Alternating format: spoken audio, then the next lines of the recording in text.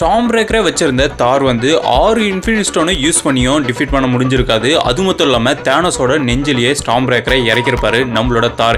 இதுக்கு main 2 reason தான் இருக்கு. ஒன்று வந்து நம்மளோட தேனோஸ் வந்து ஒவ்வொரு இன்ஃபினிட்டி ஸ்டோனை கலெக்ட் பண்ற போதும் அவரோட பாடி வந்து ஸ்ட்ரென்த்தை வந்து லூஸ் பண்ணிட்டே வந்திருக்கும். இதை நான் எப்படி சொல்றேன்னு பார்த்தீங்கன்னா, தி அவெஞ்சர்ஸ் இன்ஃபினிட்டி வார் மூவில வந்து ஃபர்ஸ்ட் சீன்லேயே ஹல்க் வர்சஸ் தேனோஸ்னு ஒரு பிக் ஃபைட் நடந்திருக்கும். இந்த ஃபைட்ல ஈஸியாவே ஹல்க் வந்து டிஃபீட் பண்ணியிருப்பாரு. ஆனால் ஒரே ஒரு ஸ்டோன் தான் இருந்திருக்கும். அப்போ வந்து அவரோட பாடி பவர் வந்து ஐயில் இருந்திருக்கும். அதுவே ஒவ்வொரு ஸ்டோனை கலெக்ட் பண்ண அவரோட பாடி ஸ்ட்ரென்த் வந்து குறைஞ்சிருக்கும். ஏன்னு பார்த்தீங்கன்னா 5 ஸ்டோனை கலெக்ட் பண்ணியும் நம்மளோட கேப்டன் அமெரிக்கா அதுவும் ஹியூமன் பவர் வந்து டிஃபீட் பண்ண முடிஞ்சிருக்காது. அவரை வந்து இன்னொரு கையை யூஸ் பண்ணி அட்டாக் பண்ணுற மாதிரி காட்டியிருப்பாங்க.